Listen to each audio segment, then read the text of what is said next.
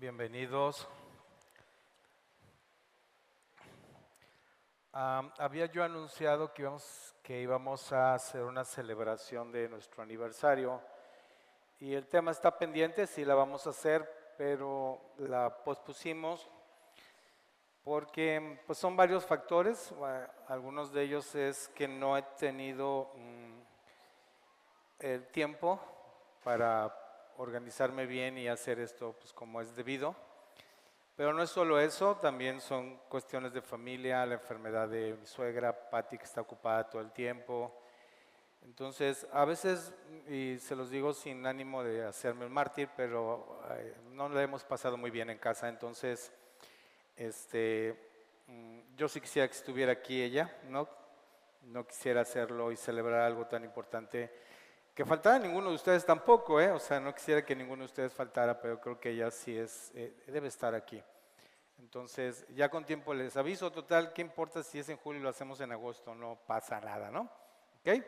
Bueno, pues vamos a pasar directo a la palabra de Dios. A los niños, los niños del salón, los adolescentes a su guarida. Muchas gracias.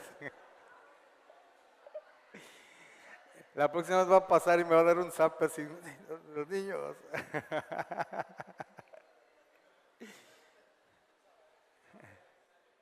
¿Quién fue uno de los tuyos, verdad, no? Sí, no, no. No sé por qué se me figura. Ay, Dios. Bueno, acompáñenme al Evangelio de Mateo, del apóstol Mateo, capítulo 4.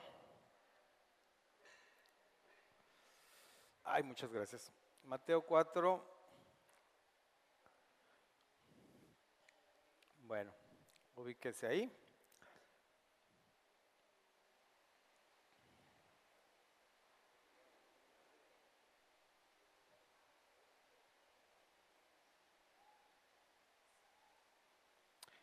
Saben que uno de los lugares más interesantes, no digo que el único ni el mejor, pero sí uno de los lugares más interesantes que puede haber en el mundo es el Museo Británico de Londres. Es un museo increíble en todos los aspectos y el acervo histórico y cultural que hay en ese lugar es incalculable. Es impresionante ver todo lo que exhiben en ese lugar. Yo tuve la fortuna de estar en ese lugar.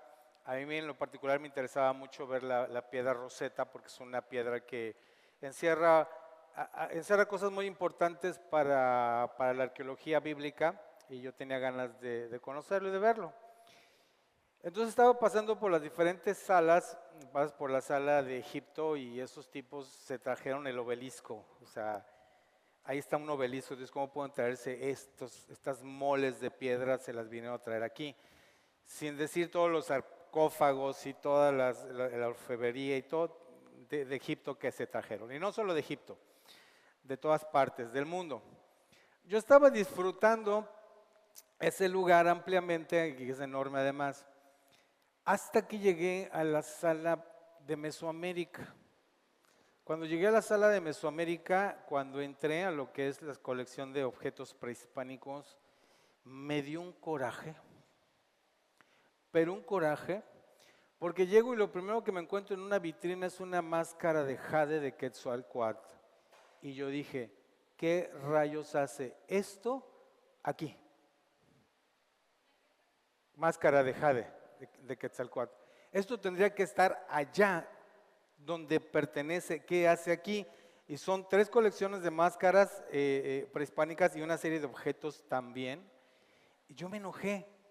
Dije, ¿por qué está esto aquí? Y ya me puse a pensar, lo mismo han de decir los egipcios de todas las cosas que están aquí que tendrían que estar allá, porque ciertamente los museos ilustran, los museos amplían tu cultura, los museos son muy importantes, tienen que tener una colección de algo, pero para eso están las visitas itinerantes, o sea, un museo saca piezas arqueológicas y las exhibe en diferentes museos del mundo por fechas, ¿no? Por calendarios, una colección itinerante. Así debería de ser, pero las cosas deberían de pertenecer a donde son, deberían estar donde son.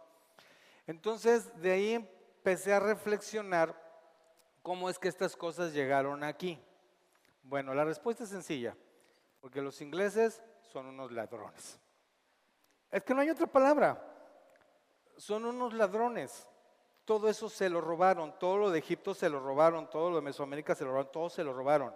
Y peor, porque lo de Mesoamérica se lo robaron a los españoles, que ya se lo habían robado. Entonces, es un robadero. Pero el chiste es de que caí en la conclusión, esto está aquí simple y sencillamente porque se lo robaron. Ahora, si se lo robaron, ¿por qué es que no lo devuelven? ¿No? Pues cuando tú te robas algo y se hace evidente el atraco, pues la autoridad te obliga a devolver los objetos robados. Es así, ¿no? Entonces, ¿por qué estos tipos no regresan nada? Bueno, hay muchas explicaciones, pero una de ellas es porque todos esos objetos llegaron robados ahí con permiso de la corona inglesa. Es decir, quienes se robaron esos objetos tenían permiso para robárselos de la autoridad, del gobierno, de la corona. Eran ladrones con licencia de su propio gobierno. A eso se le llamaba en épocas antiguas patente de corso. Entonces, ¿qué es un patente de corso? La patente de corso o carta de contramarca era un documento entregado por las autoridades de un territorio o una corona por el cual el propietario de un navío tenía permiso de la autoridad para atacar barcos y poblaciones de naciones enemigas. De esta forma, el propietario se convertía en parte de la marina del país o de la ciudad expendedora. Las patentes de corso fueron muy utilizadas en la Edad Media y la Edad Moderna, cuando las naciones no podían costearse marinas propias o no lo suficientemente grandes. Fue durante mucho tiempo la mejor opción que tuvieron las diferentes naciones para proteger las costas y las rutas de transporte marítimo, ya que eran demasiado caro mantener una flota de guerra estable que cumpliese esas funciones. De esta forma, Francia, Inglaterra y España las emplearon ampliamente. También fueron usadas por naciones americanas durante las guerras de independencia. Es decir, que los corsarios tenían una patente de corso, un permiso para robar, pero recuerden, de la corona a la que pertenecían. O sea, España no se las iba a perdonar. Si atacaban un barco español o una colonia española, ellos no se las iba a perdonar si los atrapaban. Era el permiso de su corona, o sea, de su reino. Tenían el permiso de su reino para ser unos delincuentes.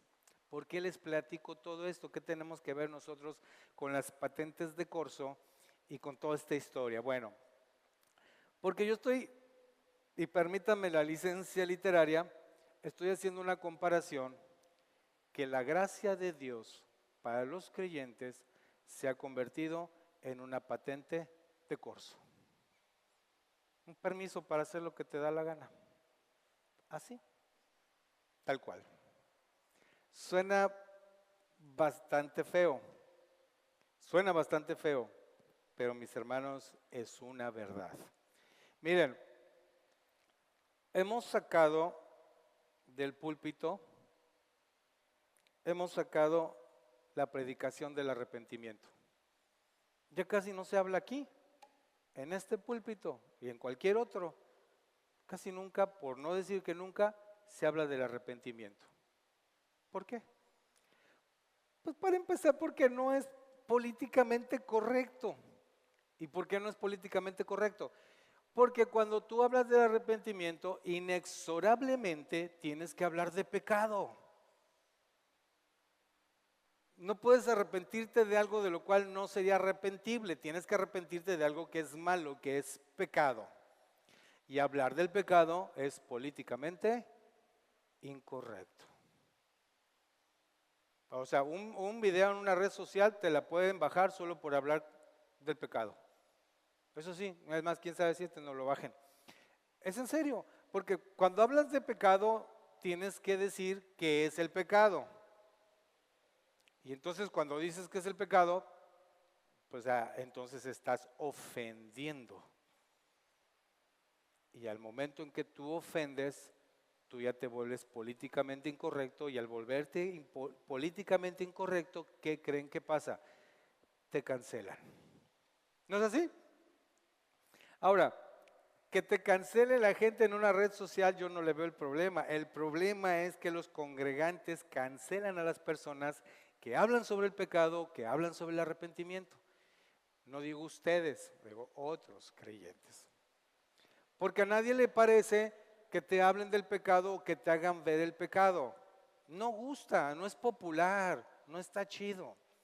Y entonces yo prefiero estar en un lugar donde me hablen de empoderamiento, de prosperidad, de arrebatar las promesas, de decretar el cielo en la tierra.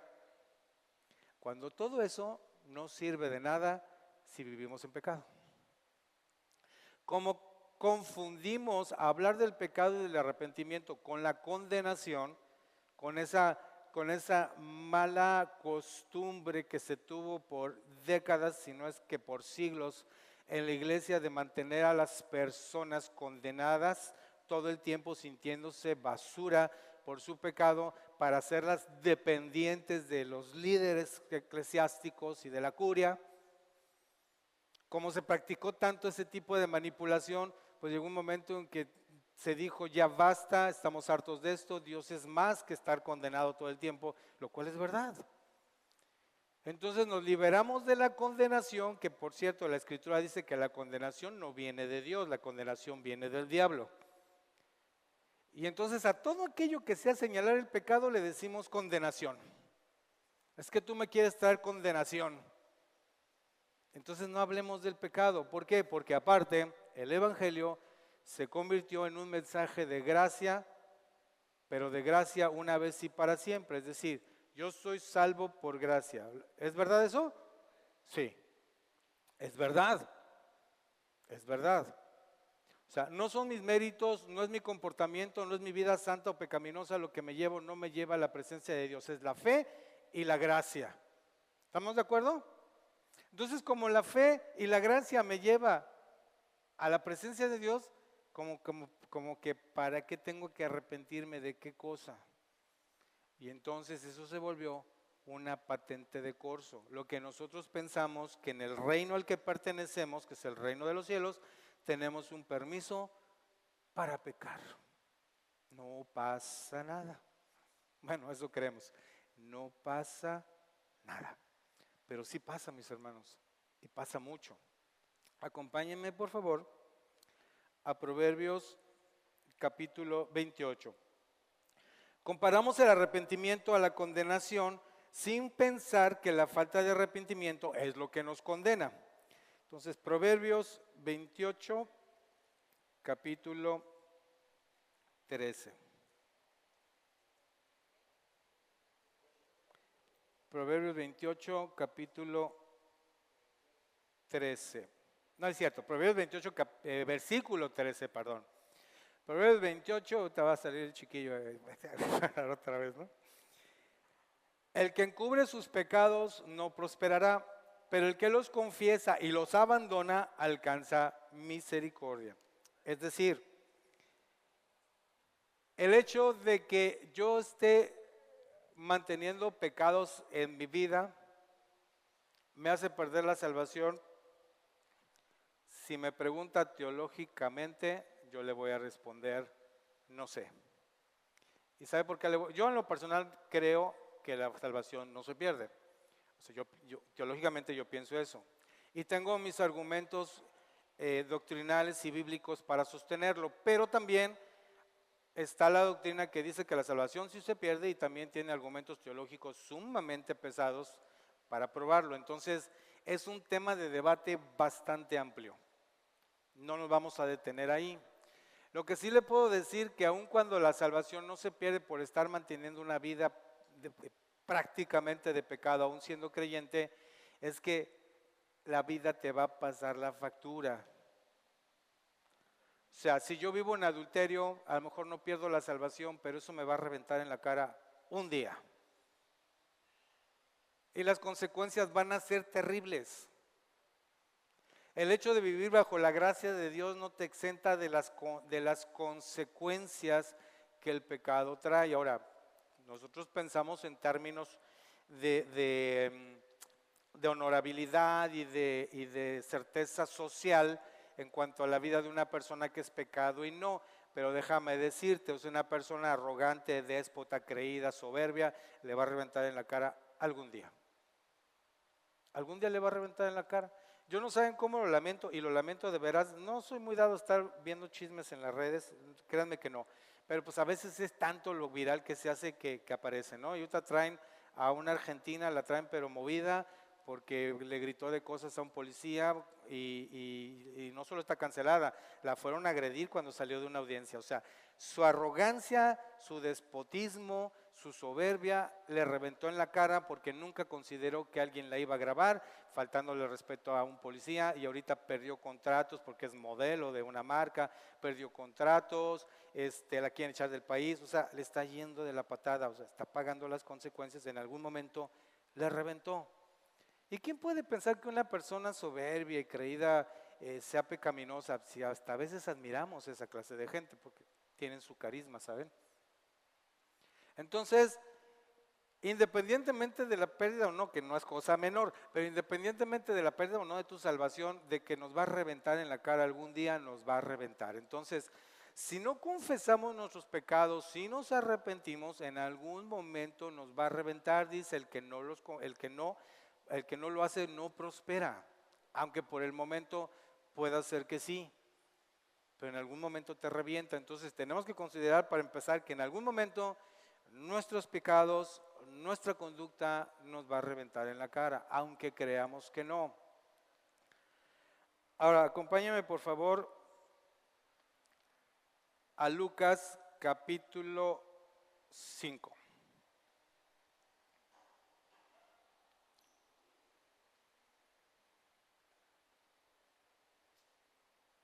Lucas capítulo 5, nada más como un ejercicio que yo me quiero dar idea. Les voy a pedir, y denme jalón por favor, ¿no? Denme jalón en esto. Quiero que levante la mano quien piensa que la salvación se puede perder. Lo quiero saber, nada más. No es que esté bien o mal, nada más quiero saberlo. Allá, allá, allá, allá, allá, allá. Ahora levante la mano quien piensa que no se puede perder. Ok. Ahora levante la mano a quien le da igual. Como dice el chiste, ¿no? ¿Qué será peor?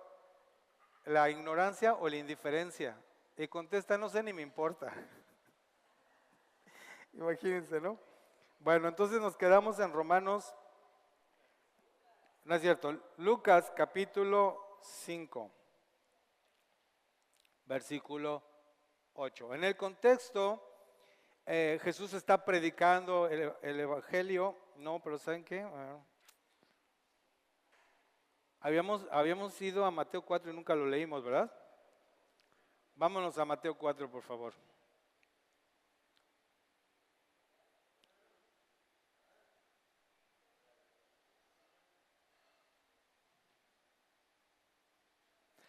Mateo capítulo 4, en el versículo 17, en el contexto, Jesús ya había sido llevado al desierto, había sido tentado por Satanás, había salido triunfante sobre él. Y en el versículo 17 dice, desde entonces Jesús comenzó a predicar y a decir, arrepiéntanse porque el reino de los cielos se ha acercado. ¿Cómo empezó el evangelio? Predicando el arrepentimiento. Así es como empezó su ministerio Jesús, predicando el arrepentimiento. Y volviendo al tema del patente de corso, miren hermanos, esto créanme que ni lo digo yo, sino es un consenso que yo he preguntado e investigado con otros hombres de Dios que tienen años en ministerios consolidados, con una carrera respetable, son personas dignas de imitar. Y son 3 o 4 a los que yo he tenido acceso y les he preguntado, y me han dicho, actualmente en las consejerías, quien llega a pedir consejo nunca llega consciente de su pecado y si se lo haces ver, se ofende. Se ofende. O sea, llega con un problemón y en el momento en que le dicen, bueno, pero es que tú, o sea, entiendes que con la persona que vives ni siquiera estás casada, se ofende. Se ofende. O sea, hacer caer en cuenta a un creyente cuando va a pedir consejería que lo primero que tiene que hacer es arrepentirse de su pecado porque muchos de los problemas en los que está metido son causa de eso, ya es un problema en sí. Ya es un problema en sí. Es más, las personas nunca llegan, a eso me dicen, las personas nunca llegan diciéndote, vengo a confesar que he pecado, he fornicado y como producto de mi fornicación, pues estoy esperando un bebé. Jamás. Cometí un error. Pobre morro, ¿no? ¿Cómo le llaman? Bueno, mejor llamarle error que pecado, ¿no? Pero cometí un error, no es un error, eso no es un error. Eso no es un error, se llama pecado. Es que así se llama. Pero sacamos de nuestro vocabulario esas cosas porque suenan chocantes, son sangronas, son retrógradas, eso ya no va. Ya la iglesia actual está en otro nivel. Ahora los músicos andan en patineta y dan 3 vueltas y hay lucecitas bonitas y no digo que esto está mal, no lo estoy criticando, pero metemos eso y sacamos lo otro, lo más importante. O sea, si no hay arrepentimiento, no hay nada, no hay vida en el espíritu. Podrá haber salvación, no digo que no, si una vez te arrepentiste, porque volviendo a la patente de corso, pensamos que asistir a una congregación es la patente de corso. Yo ya soy cristiano, ¿por qué? Pues porque voy a una congre. Ah, ya estás hecho, ya eres salvo. Sí, claro. Voy a una congre y ya soy salvo. Tu patente de corso, porque tu vida no cambia, mi vida no cambia. No, pues hice una oración aceptando a Cristo en mi corazón, ya es mi patente de corso, mi permiso, mi salvación y mi permiso para hacer lo que quiera porque no estoy dispuesto a cambiar un ápice de mi manera de ser. Es una patente de corso. Entonces el evangelio empezó con que arrepiéntanse y ese arrepiéntanse es nada más el comienzo. Entonces, ahora sí, dijimos Lucas capítulo 5. Lucas capítulo 5, versículo 8. Aquí igual Jesús está predicando el evangelio, luego se acerca a las barcas a donde está Pedro, termina de predicar, le dice pues que salgan a pescar de nuevo. Pedro dice ni pescamos nada, pero bueno, pues tú dices vamos. Y una vez que tienen una pesca que se vuelve verdaderamente milagrosa, en el versículo 8 dice, y Simón Pedro al verlo cayó de rodillas ante Jesús exclamando, apártate de mí, Señor, porque soy un hombre pecador. Ahora acompáñenme por favor a Isaías capítulo 6.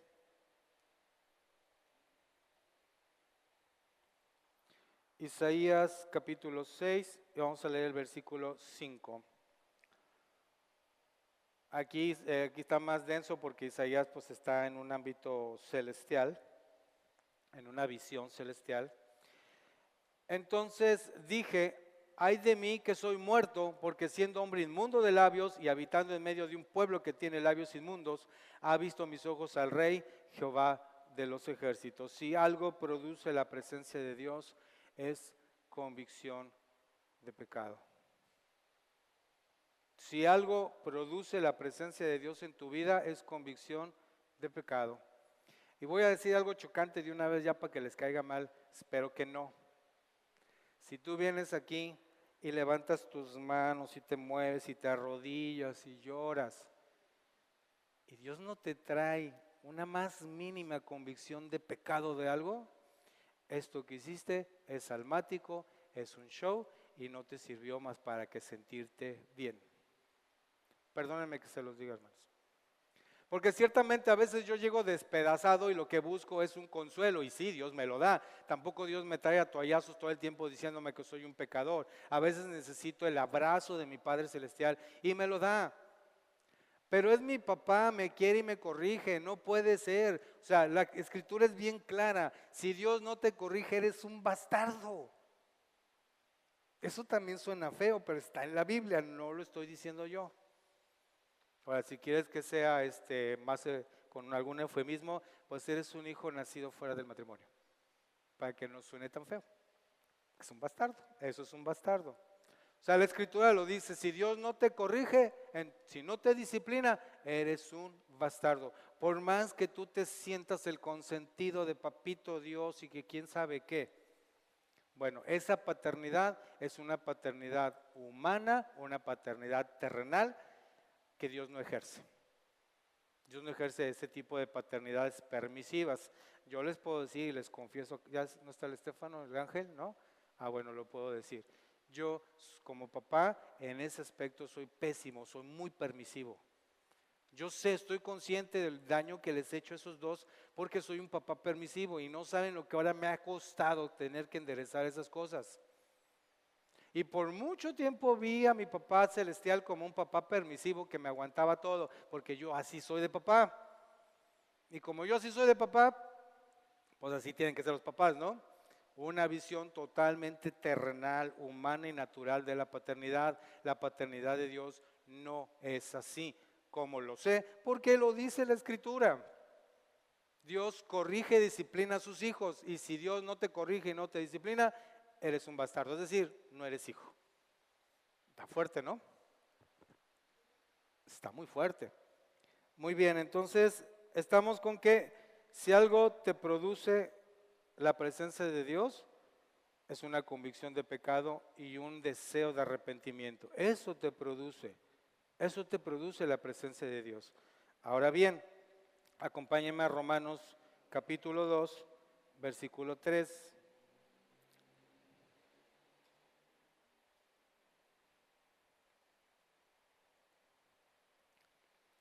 La carta a los Romanos, capítulo 2, versículo 3. Oh hombre que juzgas a los que practican tales cosas y haces lo mismo, ¿supones que escaparás del juicio de Dios? ¿O menosprecias las riquezas de su bondad, paciencia y magnanimidad, ignorando que la bondad de Dios te guía al arrepentimiento?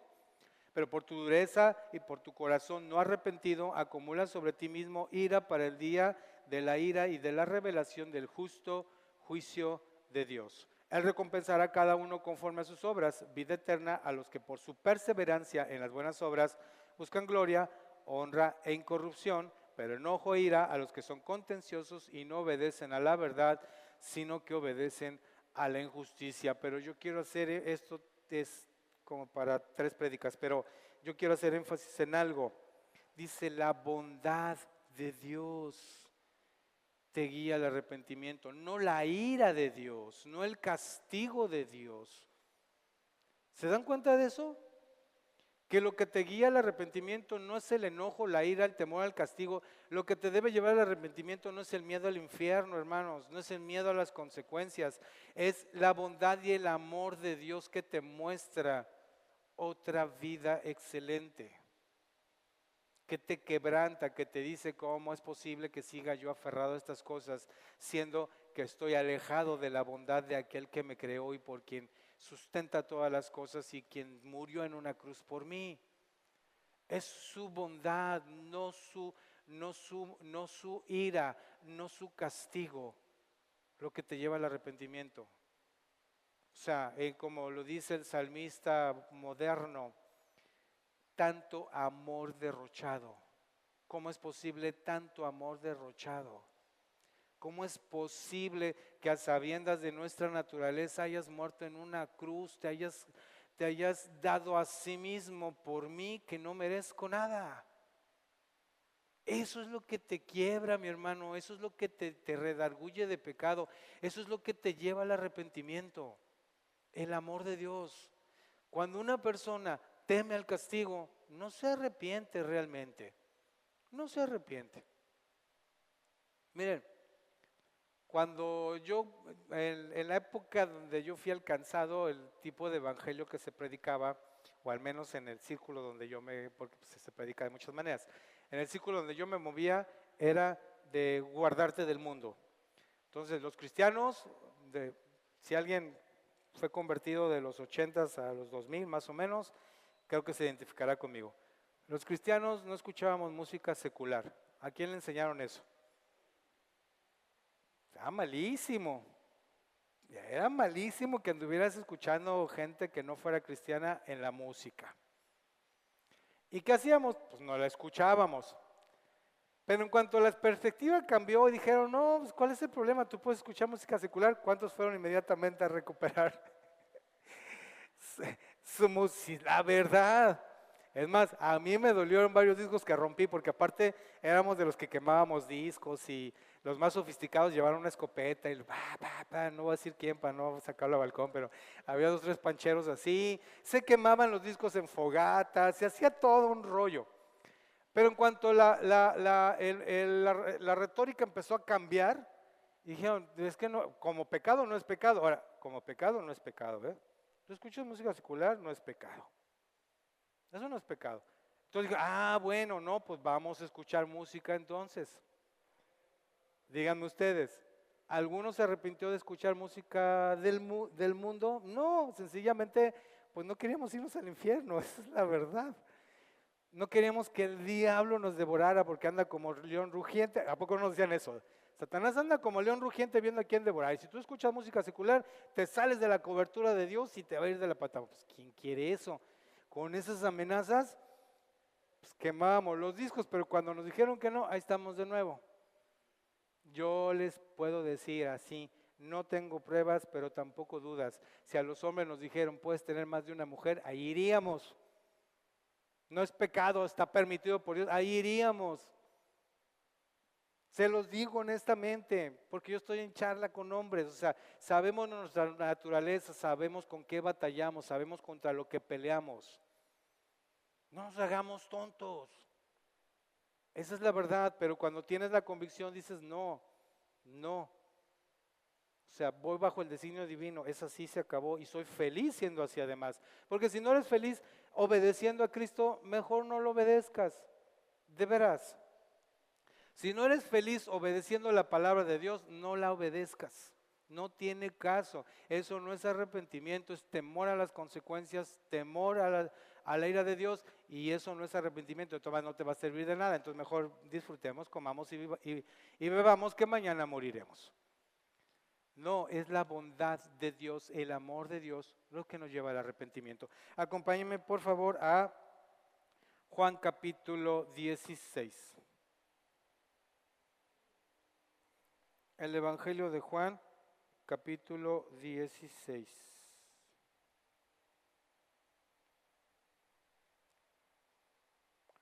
Y vamos a leer el versículo 8. Está hablando Jesús, desde el 7 vamos a leer. Pero yo les digo la verdad, les conviene que yo me vaya, porque si yo no me voy, el Consolador no vendrá a ustedes. El Consolador está hablando del Espíritu Santo. Y si yo me voy, se los enviaré. Cuando Él venga, convencerá al mundo de pecado, de justicia y de juicio. El Espíritu Santo, mis hermanos, es quien auténticamente nos convence de pecado. El pecado es una convicción que viene de parte del Espíritu Santo. Él es el que nos convence de pecado. Él es el que nos dice que estamos mal. Miren, la exhortación, porque la Biblia también habla de que nosotros nos exhortemos unos a otros, no que nos condenemos, no que nos juzguemos, que nos exhortemos. Es decir, cuando ya nos estamos pasando listos, que alguien te diga, oye, ya cálmate, ¿no? Porque eso que estás haciendo está muy mal. Eso es una práctica, hermanos, muy sana, pero se da realmente entre círculos donde la persona realmente te ama para decirte algo. Si nada más va a fastidiarte, nada más va a fregarte, nada más va porque tiene envidia, nada más porque se siente superior a ti, no son personas a las cuales valga la pena escuchar, por muy hermanos que sean, respecto a cosas que te puedan decir en tu vida. Pero si realmente son cercanos, si son realmente personas que te aman, si son personas que oran por ti, si son personas que tienen una carga por tu vida y en algún momento ven que andas bien torcido y te dicen, brother, así no, créeme que así no. Considera la exhortación porque es muy importante. Es muy importante. O sea, el mismísimo Pedro le dijeron que era un hipócrita y era el apóstol Pedro. ¿Y quién le dijo eso? alguien que ni siquiera anduvo con los 12, Pablo, que le dijo, eso que estás haciendo, Pedro, es de condenar. Fíjense lo que le dijo, porque eres un hipócrita. Te haces pasar, o sea, no vives como judío y obligas a los demás a vivir como judío por miedo a los judíos. Y arrastras en tu hipocresía, o sea, estás mal discipulando y mal enseñando a medio mundo. Lo reprendió.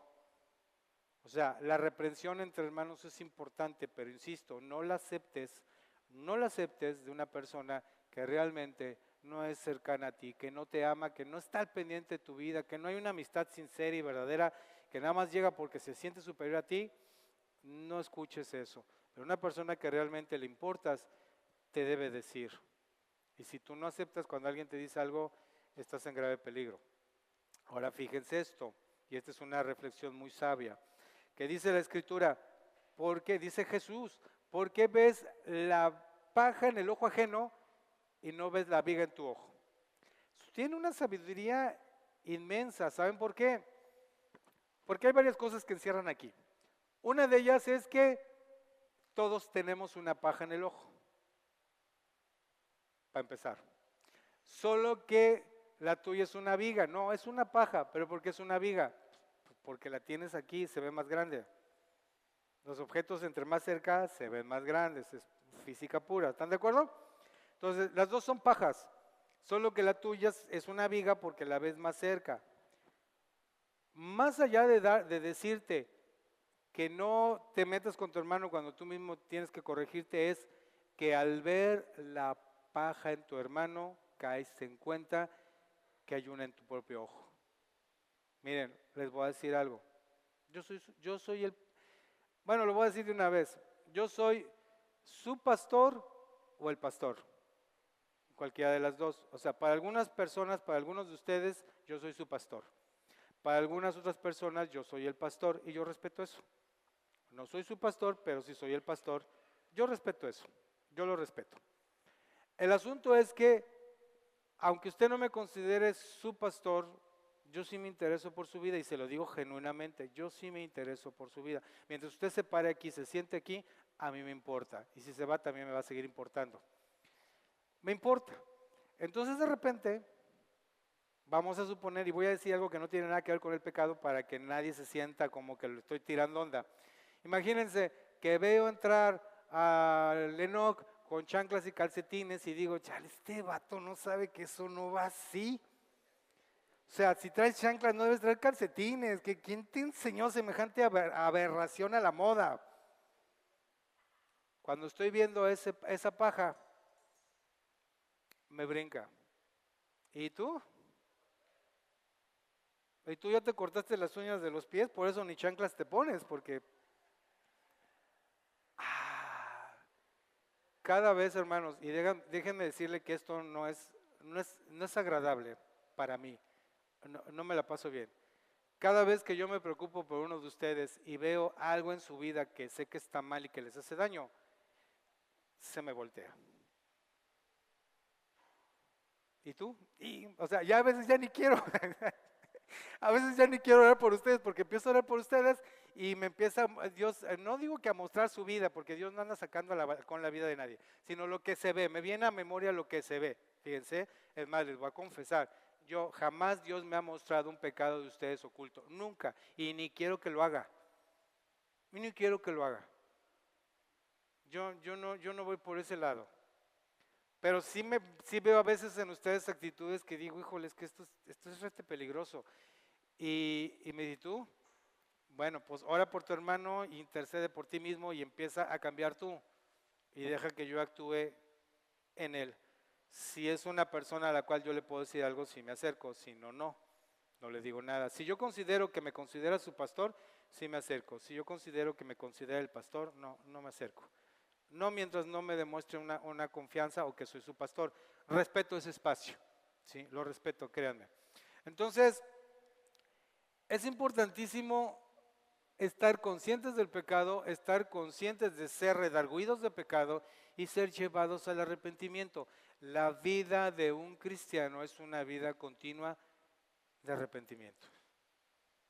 Es que es así. tenemos dos naturalezas, la naturaleza de Cristo en nosotros y la naturaleza caída que se niega a morir, aunque ya está en una cruz, pero se niega a morir. Y esa está continuamente luchando contra nosotros para no obedecer, para no alinearse con la vida del Espíritu. Todo el tiempo, todo el tiempo. Es una batalla continua, está en la Escritura, lo hemos visto infinidad de veces domingo tras domingo. Entonces, si esa naturaleza que se niega a morir está ahí, la tengo que hacer morir. ¿Y cómo la voy a hacer morir? A través de convicción de pecado y arrepentimiento. Si no, no se va a morir. Si yo la chiqueo, le apapacho, le doy palmaditas en el hombro de que no se preocupe, que todo está bien, que Dios nos perdona, jamás va a morir. Entonces ahora acompáñenme por favor a segunda carta a los Corintios. Segunda carta a los Corintios, capítulo 7.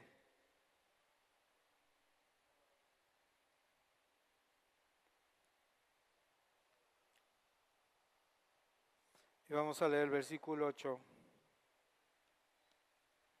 Aquí en el contexto de la carta, los corintios se traían un relajo y un pleito entre ellos y unos chismes y hablaban contra Pablo. Era un desastre ese lugar en ese momento. Y Pablo en carta pues los reprende, ¿no? Y les pone una buena estate quieto. Y pues eso generó sentimientos y emociones.